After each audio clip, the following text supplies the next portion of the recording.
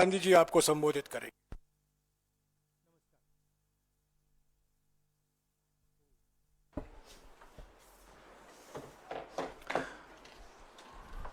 Parliament में हमने कहा था कि कास्ट सेंसस को हम करवा के छोड़ेंगे, और हमने ये भी कहा था कि 50% की जो कैप है, जो आर्टिफिशियल दीवार लगा रखी है, उसको भी हम तोड़ के हटाएंगे। पता नहीं क्या हुआ, सडनली 11 साल बाद नरेंद्र मोदी जी कहते थे कि सिर्फ 4 जाते हैं, सडनली कास्ट सेंसस का अनाउंसमेंट किया। हम इसको सपोर्ट करते हैं, पूरी तरह सपोर्ट करते हैं, मगर हम टाइमलाइन चाहते हैं। हम जानना चाहते हैं ये कब तक होगा, और ये एक पहला कदम है।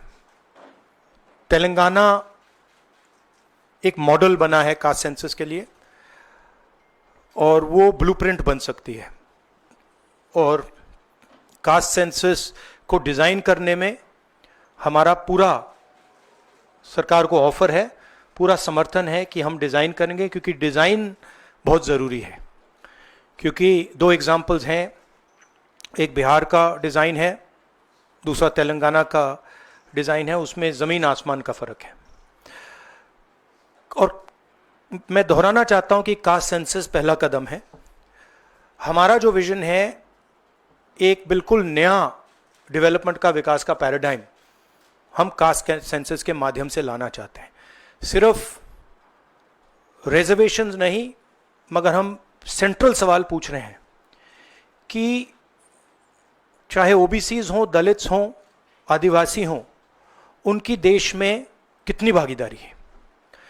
कास्ट सेंसस से एक प्रकार से पता लगेगा, बट कास्ट सेंसस से आगे जाना है।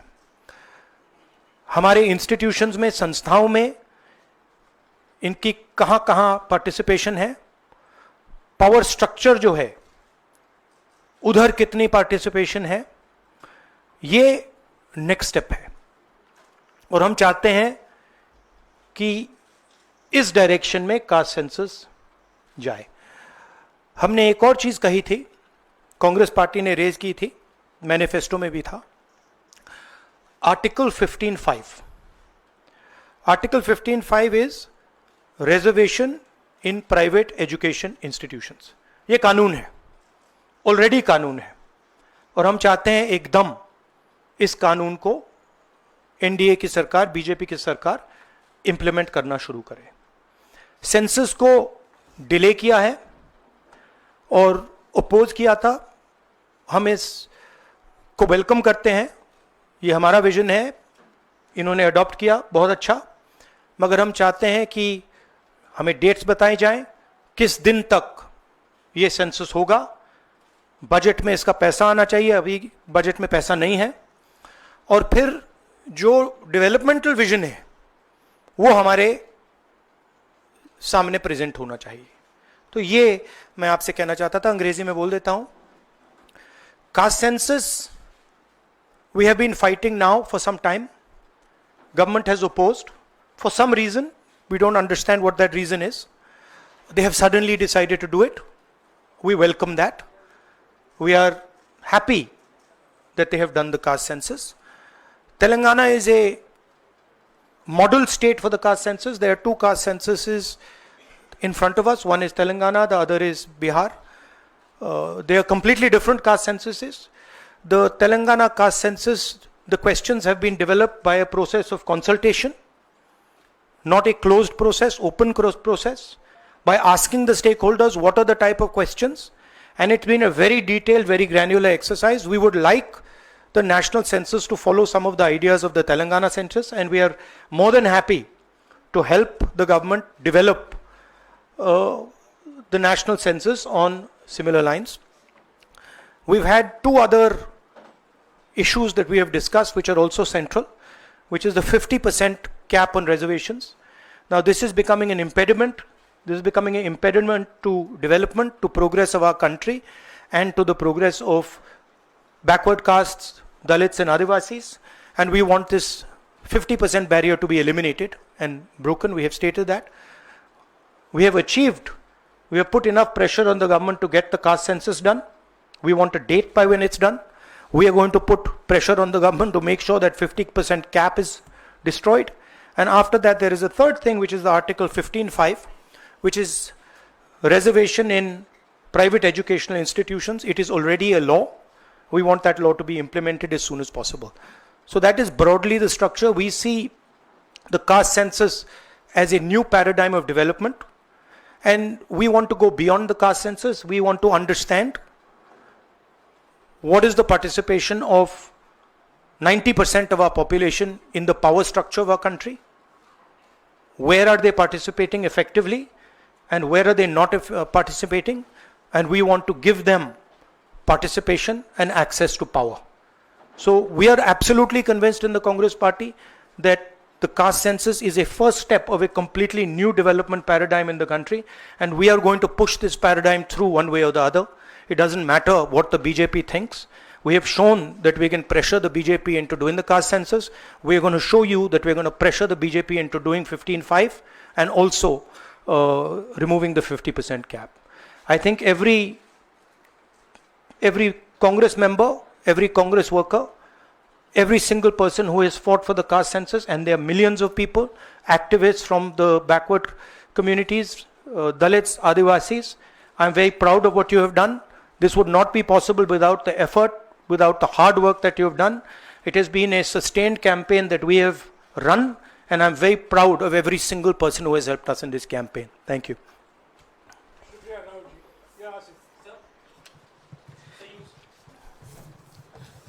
So you said that the government was opposed to this and suddenly decided to take this step. Do you think that this decision has been taken in light of the upcoming Bihar polls? No, I don't think so.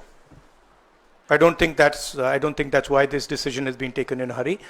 I don't need to comment on whether they took it, when they took it, how they took it. Now they have taken it. We are happy they've taken it.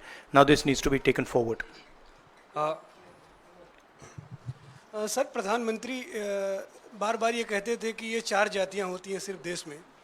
अब अचानक से फैसला हुआ, तो क्या लगता है कि आपको जो विपक्ष ने और आप लोगों ने दबाव बनाया, उस दबाव के कारण? ये सिर्फ हमने दबाव नहीं डाला, ये सिर्फ दबाव नहीं डाला है हमने. ये हमने ऑर्गेनाइज तरीके से बहुत गहराई से कैंपेन चलाया है, ग्रासरूट लेवल पे कैंपेन चलाया है, और महीनों से हम ये कैंपेन चला रहे हैं, और इस कैंपेन का असर पड़ा है, इफेक्ट आया है, और इसीलिए इन्होंने ये डिसीजन लिया है. बट कास्ट सेंसस जो मैंने आपसे बोला, ये दरवाजा खोलने का तरीका है. उसके बाद रियल विकास का काम शुरू होगा. एक बार हमें इंफॉर्मेशन मिलेगी तो फिर हम उस इंफॉर्मेशन के बेसिस पे हम एक्शन ले पाएंगे. मैं आपको 2-3 उदाहरण देता हूं. तेलंगाना के कास्ट सेंसस में से इंफॉर्मेशन किस ग्रैन्युलैरिटी की आ रही है और किस टाइप की इंफॉर्मेशन आ रही है. तेलंगाना में जो कॉर्पोरेट स्ट्रक्चर है, CEOs, management team, senior management, ownership structure, उसमें आपको एक दलित नहीं मिलेगा, एक आदिवासी नहीं मिलेगा, एक पिछड़े वर्ग का व्यक्ति नहीं मिलेगा. मैं कह रहा हूं एक नहीं मिलेगा. मैं ये नहीं कह रहा हूं कि 1% नहीं मिलेगा, है ही नहीं. 90% of India is not represented there. First. Second, gig workers, जहां जिनके लिए हमने तेलंगाना में और अब कर्नाटक में हम कानून बना रहे हैं. अगर आप गिग वर्कर्स की लिस्ट देखें, जिसको मैं मॉडर्न स्लेवरी कहता हूं, उसमें आपको सिर्फ ओबीसी, दलित और आदिवासी मिलेंगे. तो ये 2 स्ट्रीम्स बन रही हैं. एक स्ट्रीम मजदूरी की स्ट्रीम, गरीबी की स्ट्रीम, बेरोजगारी की स्ट्रीम, जिसमें दलित, आदिवासी, पिछड़ा वर्ग है, और दूसरी स्ट्रीम जिसमें एक छोटी सी एलीट पूरे के पूरे सिस्टम को कंट्रोल कर रही है. उसके ऊपर अदानी जी, अंबानी जी बैठे हैं.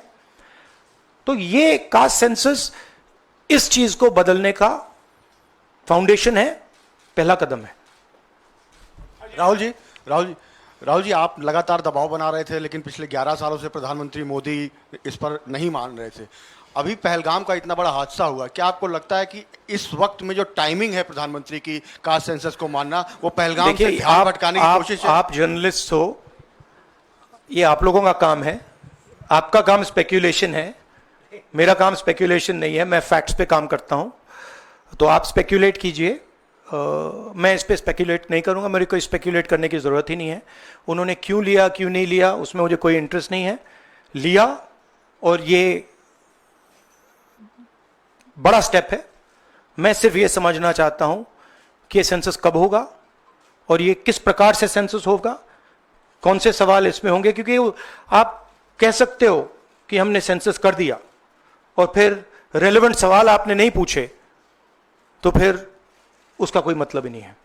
तो तेलंगाना में हमने बहुत गहराई से पब्लिक में जाकर कंसल्टेशन करके, लाखों लोगों से कंसल्टेशन करके हमने डिजाइन किया है।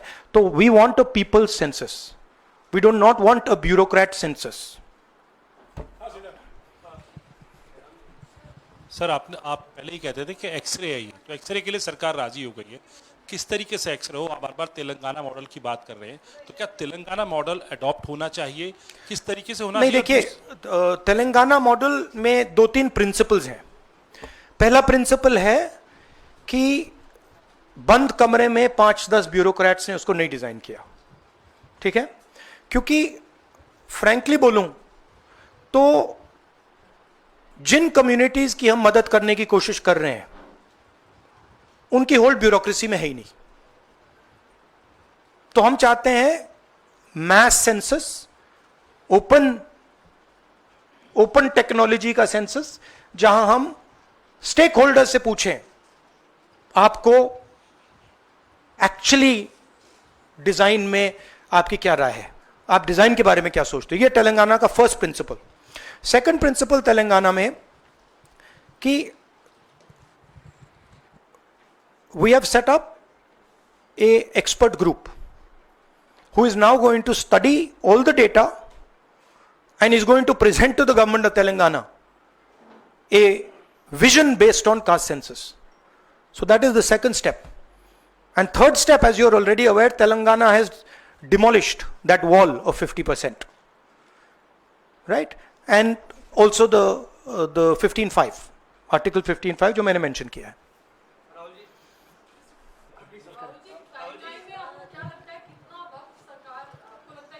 मुझे लगता है, मेरी इमीडिएट सस्पिशन है कि ये वो वुमेन्स बिल वाली स्ट्रेटजी टाइमलाइन वाली है, but I hope that better sense prevails. अच्छा,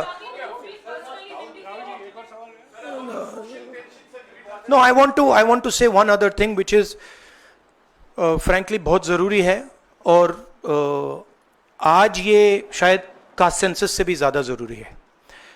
मैं आज कानपुर गया और वहाँ पे जो टेररिज्म के विक्टिम थे उनसे मैंने बात की, परिवार से मैंने बात की। कोल्ड ब्लडेड तरीके से उनके बेटे को मारा गया है, बिना मर्सी के।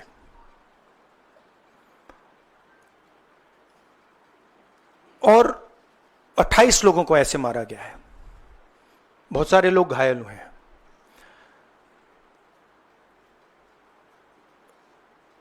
मैं इस पे कमेंट नहीं करना चाहता हूं ये कैसे हुआ। मैं सिर्फ ये कहना चाहता हूं कि जिन लोगों ने ये किया है,